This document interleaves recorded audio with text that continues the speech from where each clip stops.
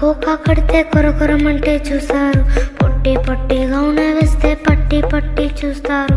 Cocoa కాదు కౌను కాదు కట్టులోన ఏముంది, మీ కళ్ళల్లోనే ఎంత ఉంటే మీ మగ బుద్ధే వంకర బుద్ధి. అంటావా అమ్మవా అంటావా అమ్మవా